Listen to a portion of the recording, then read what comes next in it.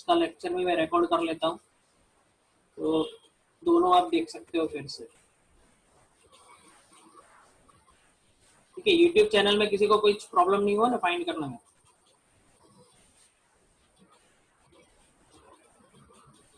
क्योंकि उसमें मेरे केमिस्ट्री के भी लेक्चर हैं, मैथ्स के भी हैं, साइंस के भी। साइंस के तो बहुत अभी अभी मैंने रखना चालू किया है। ओके, चलो अब यहाँ से चालू करते हैं रिफ्रैक्टिव इंडेक्स। देखो भाई, यहाँ पे जो रिफ्रैक्टिव इंडेक्स दिया थोड़ा सा डिटेल में दिया हो, बाकी इतना सारा कुछ है नहीं, क्योंकि ये जो मैंने नोट्स बनाई थोड़ी सी डिटेल में है, क्योंकि ये चैप्टर बहुत ही इंपॉर्टेंट है। ठीक है, जो भी ज्यादातर क्वेश्चंस आते हैं ये इसमें से ही आते हैं, और ये थोड़ा सा लेंथी चैप्टर भी है, इसीलिए मैंने ये पहले स्टार्ट किया है, क्योंकि ये लेंथी चैप्टर है और जैसे ही आप नए नए 10th में आते हो तो इट इज ईजियर। ओके, थोड़ा सा इलेक्ट्रिक इसके बाद इलेक्ट्रिसिटी हम चालू करेंगे। इलेक्ट्रिसिटी जो है थोड़ा सा कॉन्सेप्चुअली थोड़ा सा डिफिकल्ट है इजी वो भी। ठीक है, इसलिए मैंने वो बाद में लिया है। चलो आप देखते हैं रिफ्रैक्टिव इंडेक्स। देखो, रिफ्रैक्टिव इंडेक्स कुछ नहीं है, इंडेक्स यानी नंबर। ओके, जैसे आपके किसी सब्जेक्ट में नंबर आते हैं, उसी तरह यहाँ पे भी एक नंबर है हमारे पास। उससे हमें मालूम पड़ेगा कि which one is the rare medium and which one is rare medium and which one is denser medium. ठीक है, that is the refractive index. तो रिफ्रैक्टिव इंडेक्स मैंने जो लास्ट टाइम बताया था, उसका जो ये फॉर्मूला है, this is the formula. Speed of light in vacuum, speed of light in vacuum, ये रहा, उसको हम सी बोलते हैं ऑलवेज। वैक्यूम की जो स्पीड होगी, लाइट की जो स्पीड होगी वैक्यूम में, उसको ऑलवेज हम सी सिंबल देते हैं। और जिस मीडियम में हमें मेजर करना है, जिस मीडियम के साथ हम कंपैरिजन करना चाहते हैं, उसमें जो लाइट की जो स्पीड होगी, दैट इज द मीडियम। और मैंने बताया था this is called absolute refractive index. This is absolute refractive index because we are measuring with we are comparing with the vacuum. Okay, now अब यहाँ पे देखते हैं relative refractive index. Relative, that means the comparison with the one medium to another medium. ठीक है, और मैंने last time आपको समझाया था कि आपको ये स्टेटमेंट याद रखना है कि किस हिसाब से उसका फॉर्मूला का अरेंजमेंट होता है। ठीक है, क्योंकि न्यूमेरिकल में आपको इसी स्टेटमेंट देंगे और इसमें आपको फॉर्मूला अरेंज करना है। तो मैंने इसके लिए आपको शॉर्टकट भी दिया था, ट्रिक दिया था कि कैसे आप याद रख सकते हैं। देखो यहाँ पे अगर यहाँ पे 1 लिखा है, ठीक है, तो 1 नीचे आएगा, और 2 यहाँ पे नीचे लिखा है तो यहाँ पे 2 ऊपर आएगा। अच्छा, दूसरी बात कैसे, refractive index of medium 2, that means हमारा जो कंसंट्रेशन है फॉर्मूला में, वो किसके ऊपर है, मीडियम 2 के ऊपर, but with respect to medium 1। ठीक है, अगर मैंने इस तरह लिखा है एन ए बी, तो कौन बताएगा? चलो फॉर्मूला क्या आता है, एन ए बी, फॉर्मूला क्या? हाँ बोलो।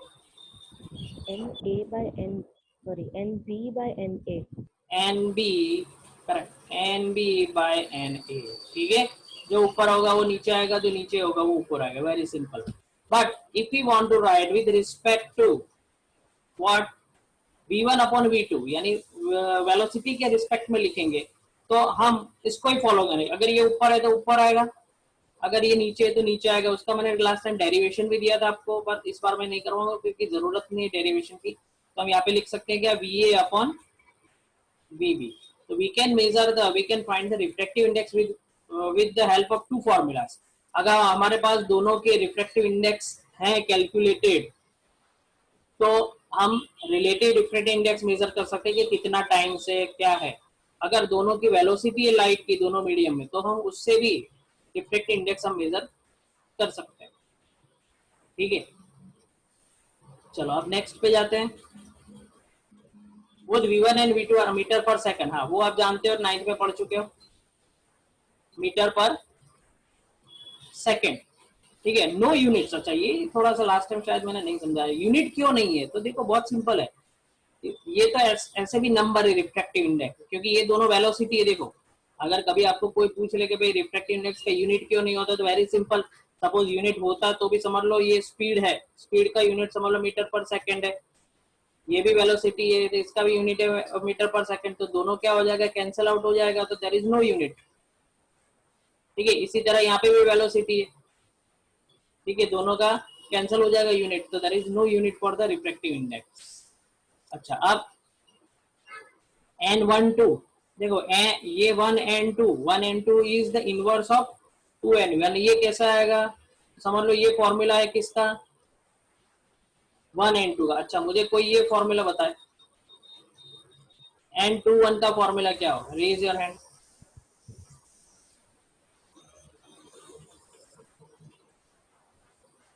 यस विजय। सर n/1 और n/2, नहीं, n n n1 और n1 n2। अपॉन n2, हाँ ठीक है। सर।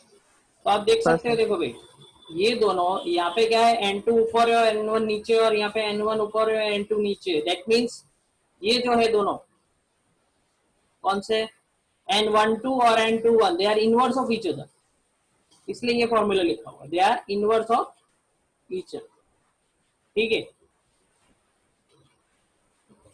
चलो नेक्स्ट देखते हैं।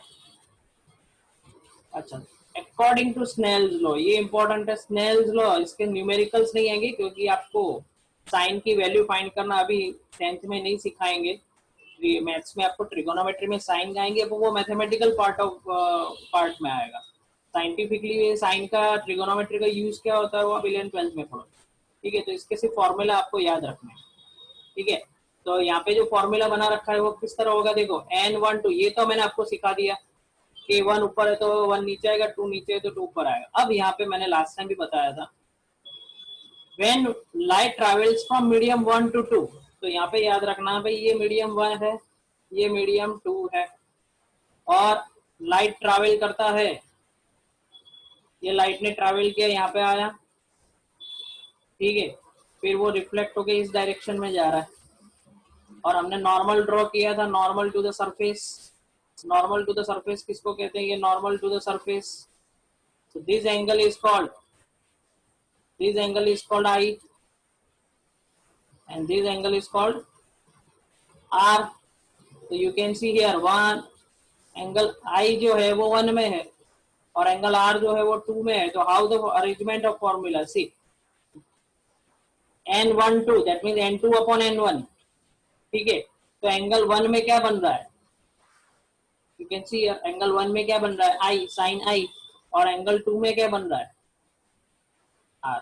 ये इसलिए आपको याद रखना है क्योंकि I और R तो हर बार न्यूमेरिकल्स में नहीं देंगे, वैसे इसके न्यूमेरिकल तो आएंगे ही नहीं, ठीक है। पर कभी अगर आपको ऐसा दे दिया है कि यहाँ पे 30 है और यहाँ पे 40 है, तो अगर आप फॉर्मूला लिख रहे हो तो इस तरह आपको ध्यान रखना है कि 1 में कौन सा बन रहा है, तो 30, और वैसे भी वेरी सिंपल है, एंगल ऑफ इंसिडेंट ऊपर आएगा और एंगल ऑफ रिफ्लेक्शन नीचे आएगा, ठीक है।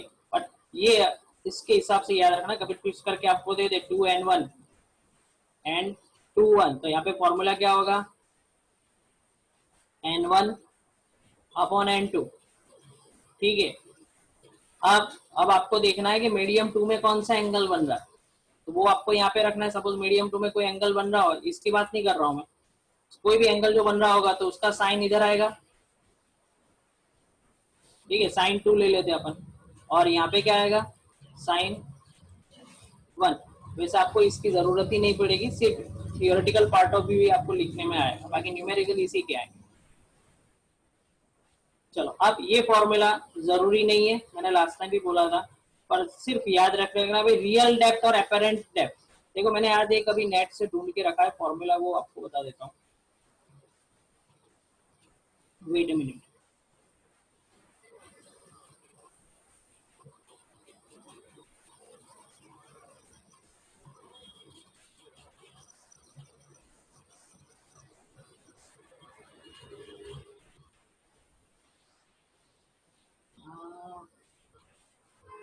नहीं, ओपन नहीं हो रहा है, चलो देख लेते हैं।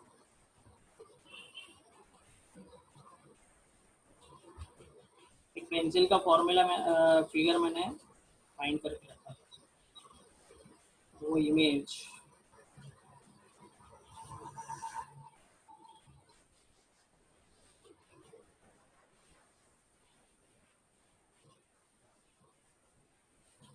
चलो वो वेब ब्राउजर की इमेज है, तो अगर ठीक है मैं आपको बता दूंगा, सेंड कर दूंगा, ठीक है।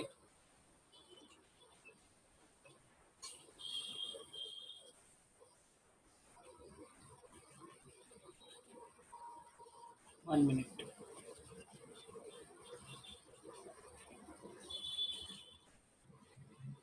चलो तब तक पढ़ लेते हैं, ब्राउजर ओपन हो गया तब तक। हाँ ठीक है, तो ये दिख रहा है नहीं सबको नोट्स? तो ये रियल डेप्थ है और ये एपरेंट डेप्थ है। तो मैंने लास्ट टाइम बताया था कि जैसे आप स्विमिंग पूल में जाते हो तो आपको बाहर से ऐसा लगता है कि भाई जो डेप्थ है वो कम है, और जब भी आप अंदर उतरते हो तो आपको लगता है कि डेप्थ हमने जितना सोचा था उससे ज्यादा। तो दैट इज रियल डेप्थ और ये एपरेंट डेप्थ। एपरेंट यानी हमें जो दिखता है वो, ठीक है। और ये मैंने बोला था लास्ट टाइम, याद रखना, speed of the light in vacuum और air is 3 into 10 metre per second always. ये रिमेम्बर, याद रखना कि वैक्यूम और एयर में लाइट की स्पीड सेम नहीं होती है, but for the simplicity of study we are taking it same. Actually there is a difference because air में पार्टिकल्स होते हैं, वैक्यूम में डस्ट पार्टिकल्स नहीं होते।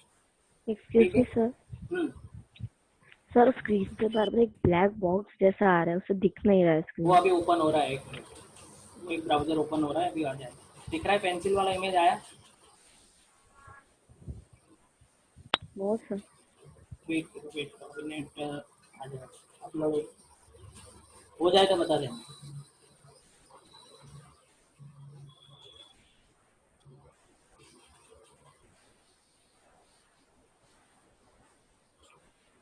हो रहा है? No, sir. हाँ No. ठीक है, वेट, वो मैंने पेंसिल वाली इमेज जरा गूगल में खोल के रखी है।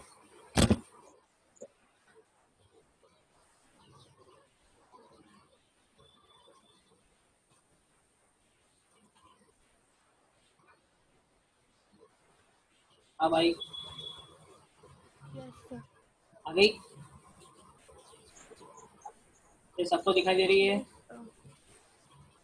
हाँ सर। ओके, तो देखो ये इसकी बात मैं कर रहा था लास्ट टाइम कि ये जो इमेज है, ठीक है, इसमें आप देख सकते हो कि देखने वाला यहाँ पे है, ठीक है। जैसे आप पेंसिल डालते हो तो पेंसिल होती है सीधी, और जब भी बाहर वाला जो देखता है, देखो अब आपको इमेज फॉर्मेशन समझ में आएगा जो आप मिरर में देखते थे वो कैसे होता, कैसे कि भाई ये जो दो रेज है, देखो ये एक रेज इधर जा रहा है, ये एक रेज इधर जा रहा है, ठीक है, उसमें से दो रेज हमने लिए, बट ये दोनों रेज जो है इस पॉइंट से और इस पॉइंट से रिफ्रैक्ट हो जाते हैं, और रिफ्लेक्ट होने के बाद हम उसको पीछे अगर एक्सटेंड करते हैं तो वो यहाँ पे उन दो, वो यहाँ पे इमेज फॉर्म होती है, ठीक है। तो हमें ऐसा लगता है कि जो पेंसिल जो है वो यहाँ पे नहीं है, कहाँ पे, यहाँ पे। तो आप देखो डेप्थ, ओरिजिनल डेप्थ ये है और एपरेंट डेप्थ ये, सेम पोजीशन, सेम ऐसा ही कॉन्सेप्ट होता है जब भी आप सी में जाते हो या फिर स्विमिंग पूल में जाते हो या फिर कोई पानी के बर्तन में आप कोई भी चीज अगर देखते हो तो you have this type of images. इसमें किसी को डाउट? सर। वापिस अपनी नोट्स पे आ जाते हैं। आ गया? हाँ आ गया।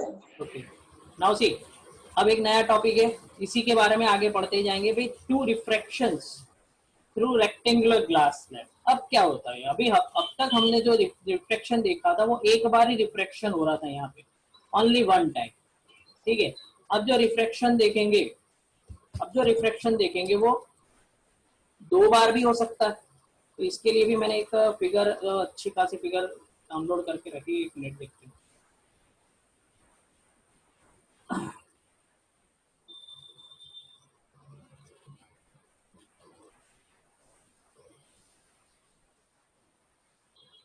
हाँ, दिखाई दी सबको? हाँ सर। ओके,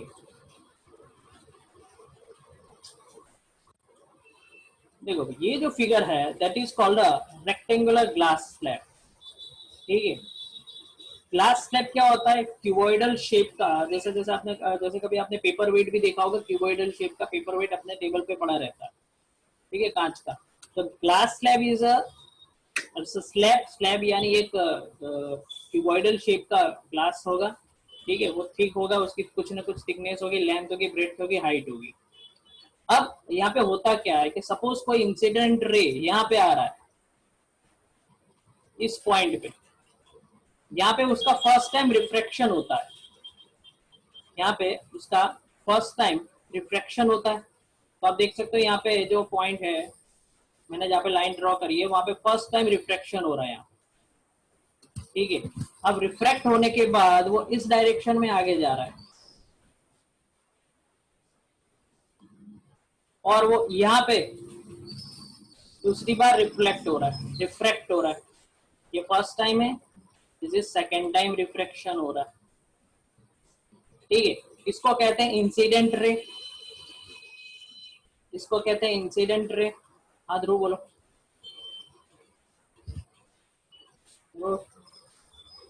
हैंड रेज किया। સર રિફ્લેક્ટેડ રેમાં થોડો પ્રોબ્લેમ થાય છે. रिफ्रैक्टेड रे में समझना है, પછી ત્યાંથી ઇમર્જન્ટ રે જે જાય છે ને ये तो जो मैं समझाई इतना दी, वेट अ मिनट, હા तो मैं वहां पर पहुंचा ही नहीं। देखो भाई, तो ये है इंसिडेंट रे है, ठीक है। अब यहाँ से फर्स्ट टाइम जो रिफ्रैक्शन हो रहा है उसके बाद ये रेज जा रहा है तो रिफ्रैक्टेड रे। अब यहाँ पे दूसरी बार क्या हो रहा है, यहाँ पे दूसरी बार रिफ्रैक्शन हो रहा है, तो जब वो यहाँ पे आएगा, क्योंकि अब हो क्या रहा है, ये ग्लास में से वापिस किस में आ रहा है, एयर में आ रहा है, ठीक है। तो आपको मालूम है कि रिफ्रैक्शन कब होता है, ये तो ये एयर है और ये ग्लास है, जैसे मीडियम चेंज हो जाए तो रिफ्रैक्शन होगा, जैसे मीडियम चेंज होगा तो रिफ्रैक्शन होगा। क्यों? क्योंकि लेक्चर का अपना चैप्टर का फर्स्ट पार्ट रिफ्रैक्शन का क्यों चेंज होता है, क्योंकि हर मीडियम में लाइट की स्पीड अलग अलग होती है। तो यहाँ पे भी मीडियम चेंज हुआ तो रिफ्रैक्शन होगा और यहाँ पे भी दूसरी बार हो रहा है, ठीक है। अब देखो यहाँ पे ध्यान से जरा, मैं आपको लाइन ड्रॉ करके दिखाता हूँ। ये इस डायरेक्शन में ये आया रिफ्रैक्टेड रे, फर्स्ट टाइम रिफ्रैक्शन हो इसलिए रिफ्रैक्टेड रे कहते हैं। और ये बाहर निकल रहा है, दैट इज इमर्जेंट, इमर्जेंट यानी बाहर निकलना, तो ये इमर्जेंट रे है। और ये फर्स्ट टाइम आया था ये इंसिडेंट रे, ठीक है। इमर्जेंट रे यानी क्या, बाहर निकल रहा है। अब यहाँ पे एक चीज नई सीखनी है, that is called a lateral shift, that is the lateral shift. Lateral यानी बाद में, डिस्प्लेसमेंट, डिस्प्लेसमेंट आप जानते हो, ठीक है, स्ट्रेट डिस्टेंस। अब यहाँ पे ये सीखना है, बहुत इजी है। यहाँ पे ये सीखना है कि भाई व्हाट इज लेटरल शिफ्ट। अगर ये ऐसा कहने चाहते हैं कि भाई अगर ये ग्लास स्लैब नहीं होता, समझ लो ये ग्लास स्लैब नहीं होता, ठीक है, अगर ये ग्लास स्लैब नहीं होता तो ये जो इंसिडेंट रे जो है वो सीधा इस डायरेक्शन में आगे जाता, ठीक है। अगर ग्लास स्लैब नहीं होता that mean it is actual, it was the actual direction if glass slab is not there.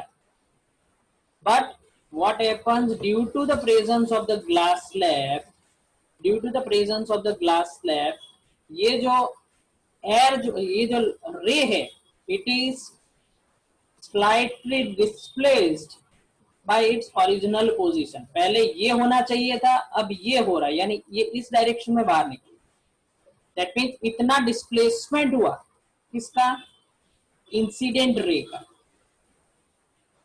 That is called a lateral shift. यानी वो बाद में होता है, पहले नहीं होता, इसलिए उसने बोला है कि भाई यहाँ पे फर्स्ट टाइम जो रहता है उसमें भी अगर आप देखो तो ये भी डिस्प्लेसमेंट ही है, ठीक है।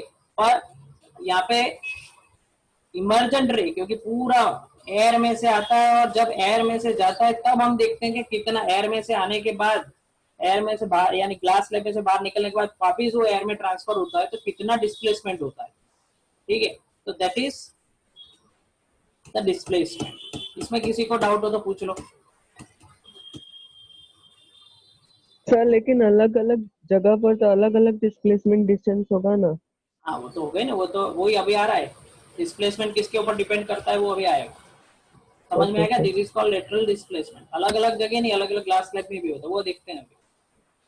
तो this is called a displacement, but it's very simple way. Displacement यानी खिसकना, वो इंसिडेंट रे ग्लास स्लैब में से बाहर निकलने के बाद अपनी जो ओरिजिनल रे जो डायरेक्शन होती है उससे थोड़ा सा उसका डायरेक्शन शिफ्ट हो जाता है, टोटली रे शिफ्ट होता जाए, इसलिए इसको लेटरल शिफ्ट भी कहते हैं, याद रखना। They are called lateral shift also, क्योंकि वो पूरा डायरेक्शन क्या हो जाता है, शिफ्ट हो जाता है। ठीक है,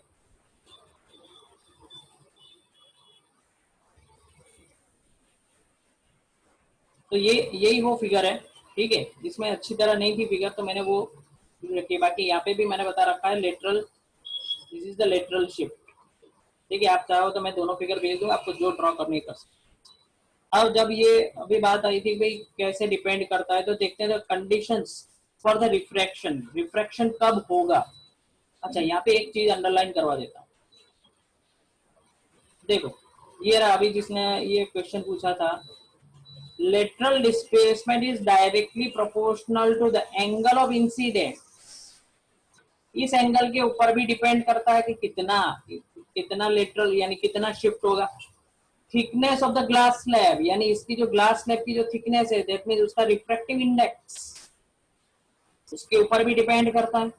third, refractive index of the glass slab, उसकी थिकनेस के ऊपर भी डिपेंड करता है, उसके रिफ्रैक्टिव इंडेक्स के ऊपर भी डिपेंड करता है। ऐसा नहीं कि ज्यादा थिकनेस होगी तो ज्यादा रिफ्रैक्टिव इंडेक्स होगा, क्योंकि समझ लो अगर एक बीकर में मैंने पानी भरा है और एक बीकर जितना पूरा मैं सॉलिड ग्लास ले लूं तो दोनों का वॉल्यूम सेम होगा, तो इसका मतलब ये नहीं है कि दोनों का रिफ्रैक्टिव इंडेक्स सेम है।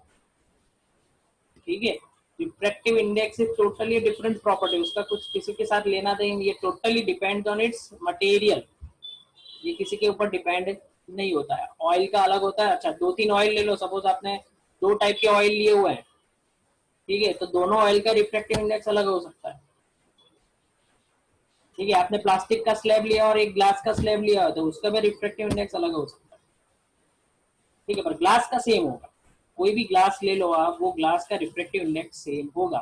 फिर इसके अंदर अगर इम्प्योरिटी के हिसाब से थोड़ा थोड़ा सा आगे पीछे हो सकता है। ठीक है, पर अभी लोअर लेवल पे आपको ग्लास का रिफ्रैक्टिव इंडेक्स फिक्स है। ओके, सो नाउ आगे जाते हैं। हाँ, ये समझ में आ गया भाई, it depends on 3 factors, angle of incidence, thickness and the refractive index. ठीक है,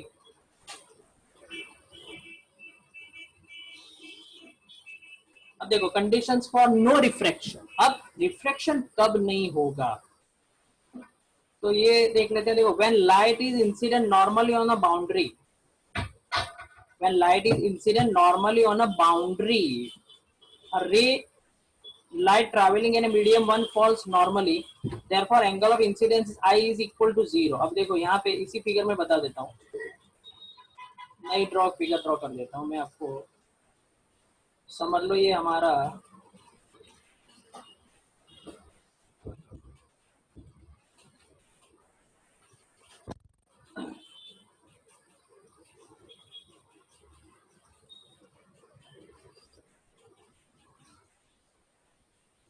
सपोज ये हमारा ग्लास स्लैब है। ठीक है, अब जो इंसिडेंट रे जो आ रहा है वो, अच्छा पहले तो मैं normal to the surface draw कर लेता हूँ। ये हमारा normal to the surface 90 degree. ठीक है, अब मैं इंसिडेंट रे ड्रॉ कर लेता हूँ, तो समझ लो ये हमारा जो इंसिडेंट रे जो है वो 0 डिग्री पे है। ठीक है, अब 0 डिग्री कैसे मेजर करेंगे, तो ये देखो 0 डिग्री यहाँ पे पता है ना, the angle of incidence is I is equal to 0 degree. तो 0 डिग्री कब होगा, हम कैसे मेजर करते हैं, नॉर्मल टू द सरफेस, इससे हम आई मेजर करते हैं। ये फिगर देख लो ऊपर वाली, दिस इज कॉल्ड आई। ठीक है, इसके साथ नहीं, इसके साथ मेजरमेंट लेना है 0 डिग्री। ठीक है, तो फिर से देख लेते हैं, तो ये हो गया नॉर्मल टू द सरफेस। तो यहाँ पे मैं एक रे ड्रॉ कर रहा हूं।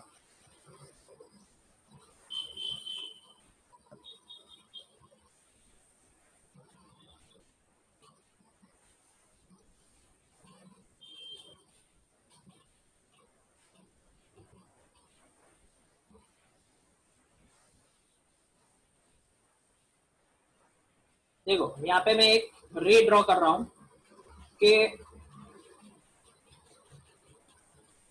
0 डिग्री कैसे होता है? तो देखो ये इंसिडेंट रे आ रहा है टोटली 0 डिग्री बना के, ठीक है। अगर ये 0 डिग्री हो गया तो कुछ नहीं होगा, ये रेज नो रिफ्रैक्शन, सीधा का सीधा नीचे जाएगा, सीधा का सीधा, कोई भी रिफ्रैक्शन नहीं होगा, ठीक है। तो यहाँ पे लिखा है देखो I is equal to 0, I is equal to 0, ठीक है। और आगे जाते हैं, देखो कैसे आता है, कैसे रिफ्रैक्शन नहीं होता है, तो वो भी देख लो। यहाँ पे मैथमेटिकल पॉइंट ऑफ व्यू बताया, बाकी वो जरूरत नहीं है, मैंने 11th-12th साइंस में से लिया हुआ है। Sine I upon sine R अपना फॉर्मूला है, और ये n2 अपॉन n1 अपॉन हमारा फॉर्मूला है। सिंपल वे में, क्योंकि आपको अभी इस 10th क्लास में साइन 0 की वैल्यू आपको आती नहीं है, ये केवल अपन 11th-12th साइंस में पढ़ते हैं, और यहाँ पे सिर्फ मैंने आपके नॉलेज के लिए रखा है। बाकी सिंपली याद रखना सिर्फ रूल कि अगर 0 डिग्री बनाएगा तो कोई रिफ्लेक्शन नहीं होगा। पर होता कैसे, तो देखो ये जो फॉर्मूला रखा हुआ है sine R is equal to n2 upon n1 और साइन आई, समझ में आया ये फॉर्मूला? देखो ये हमारा फॉर्मूला है sine I upon sine R n2 upon n1। तो अब मैथ्स का आपको आता है भी, तो साइन आर को हम सब्जेक्ट बना देते हैं, sine R is equal to क्या होगा, साइन आर को ऊपर ले जाओ तो n1 ऊपर गया, n2 नीचे आया, तो मैं लिख देता हूँ यहाँ पे n1 अपॉन n2 इंटू क्या हो जाएगा, साइन आई, साइन आई। अब साइन आई यहाँ पे क्या है, 0 डिग्री है, तो ये 0 डिग्री की वैल्यू में यहाँ पे रख देता हूँ, ये रख दिया मैंने साइन 0। अब हमारे 11th-12th में एक टेबल आएगा जिसमें साइन की वैल्यू रखी होगी, तो साइन 0 की वैल्यू क्या है, 0, तो ये क्या हो गया 0। साइन आर क्या हो गया 0। और फिर से 11th में टेबल में आता है कि अगर किसी की वैल्यू साइन, किसी साइन की वैल्यू अगर 0 होती है तो एंगल की वैल्यू भी क्या हो जाती है, वो 0, यानी रिफ्रैक्टेड रेज भी क्या हो जाएगा 0। ये सिर्फ मैं समझा रहा हूँ, बाकी अगर समझ में नहीं भी आता है तो डोंट वरी, ठीक है। अच्छा, जिसको कुछ समझ में आया हो, इसमें कुछ पूछना तो पूछ लो, मैं रख कर दूंगा क्योंकि इंपॉर्टेंट नहीं है। जिसको 50% समझ में आया हो, उसको कुछ डाउट हो तो पूछ लो, बाकी 0% समझ में आया तो समझने की जरूरत ही नहीं है। चलो कोई नहीं है। अब देखो सिंपली आपको मैं रूल बता देता हूँ, सिंपली आपको ये रूल याद रखना है। अगर 0, क्योंकि वो कभी कभी शॉर्ट क्वेश्चन में आ जाएगा कि 0 डिग्री पे अगर इंसिडेंट होगा तो कोई रिफ्रैक्शन नहीं होगा, बिकॉज हम पढ़ रहे हैं rules for the no refraction, ठीक है। Now second rule, when the refractive indices of two medias are equal। अब ये भी देख लो जरा, समझ लो यहाँ पे ये मीडियम 1 है, ये मीडियम 2 है, और ये मीडियम 1 है। अब इसको मैं मैथमेटिकली नहीं समझाऊंगा, मैं उसको आपको कॉन्सेप्चुअली समझा दूंगा कि भाई सिंपल बात है कि भाई रिफ्रैक्शन कब होता है, जब दोनों मीडियम में लाइट की स्पीड क्या होगी, डिफरेंट होगी। दोनों मीडियम में लाइट की स्पीड क्या होगी, डिफरेंट होगी। और लाइट की स्पीड किसके ऊपर डिपेंड करती है, मीडियम के ऊपर, और मीडियम जो है वो डिपेंड करता है उसके रिफ्रैक्टिव इंडेक्स के ऊपर। अगर दोनों का रिफ्रैक्टिव इंडेक्स सेम होगा, अगर दोनों का रिफ्रैक्टिव इंडेक्स सेम होगा तो दोनों में लाइट की स्पीड भी क्या होगी, सेम होगी। Got it? If refracting index of medium, both the mediums are equal, then speed of the light in that medium is also equal। तो अगर लाइट की स्पीड सेम होगी तो कोई रिफ्रैक्शन ही नहीं होगा। देख लो, कोई डाउट, रेज योर हैंड। तो मैथमेटिकल पॉइंट ऑफ व्यू हम नहीं समझेंगे, ठीक है। चलो नेक्स्ट, क्योंकि जरूरत नहीं है।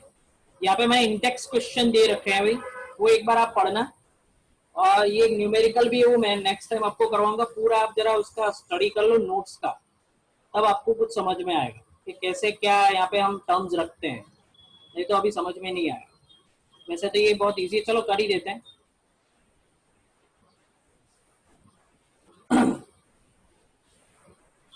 हाँ चलो, एक ये न्यूमेरिकल कर लेते हैं जिससे आपको थोड़े से कॉन्सेप्ट क्लियर हो जाएंगे। देखो, light enters from air to glass having refractive index 1.50। What is the speed of the light in the glass? The speed of the light in vacuum is 3 into 10 power 8 meter per second. देखा, ये हमारा use आ गया formula refractive index का। तो इससे आपका formula थोड़े से स्ट्रांग हो जाएंगे भी, कैसे फॉर्मूला याद रखते। देखो ये रहा, this is absolute refractive index any medium, यहाँ पे एम रखा हुआ, this is the general formula, M that means any medium. और हमारा फॉर्मूला सेम है, जैसे मैंने आपको पहले भी बताया था, ये रहा फॉर्मूला, अभी आज ही हमने डिस्कस किया, ये रहा speed of the light in vacuum और speed of the light in medium. ठीक है, तो ये फॉर्मूला आ गया हमारा ये मीडियम के लिए, speed of the light in vacuum. अब यहाँ पे किस किस की वैल्यू दे रखी है, देखो सी की वैल्यू दे रखी है, ये रही। ठीक है, हमें जिस मीडियम की बात की थी ग्लास की, तो हमने यहाँ पे सिंबल चेंज कर दिया एन जी। ठीक है, अब हमें क्या बोला है, what is the speed of the light in glass, यानी जिस मीडियम में हमने रिफ्रैक्टिव इंडेक्स मेजर किया था उस मीडियम की हमें स्पीड फाइंड करनी है। दैट मीन्स हमारा जो क्वेश्चन मार्क जो है वो क्या है, वी। वी हमारा क्वेश्चन मार्क है। तो सिर्फ हमने क्या किया, मैथमेटिकली सॉल्व कर दिया, क्रॉस मल्टीप्लिकेशन कर दिया, तो we can have V, V is equal to C upon N G, 2 into 10⁸ metre per second. Numerical में कोई डाउट हो तो पूछ लो।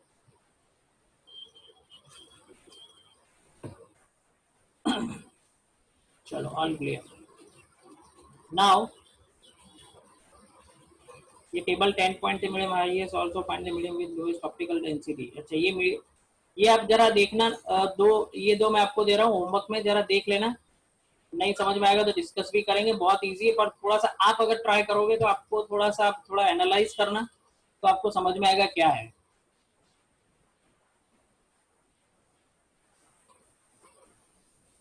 टेबल 10.3 जो है टेबल का आपकी टेक्स्ट बुक का, वो चेक करना। अच्छा, एक यहाँ पे एक और न्यूमेरिकल कर लेते हैं। देखो, the refractive index of the medium diamond is 2.42। What is the meaning of this statement, वो ही आ गया। देखो फिर से सबसे पहले इस फॉर्मूला पे जाते हैं। ठीक है, यहाँ पे क्या होता है, वैक्यूम की स्पीड और यहाँ पे मीडियम की स्पीड।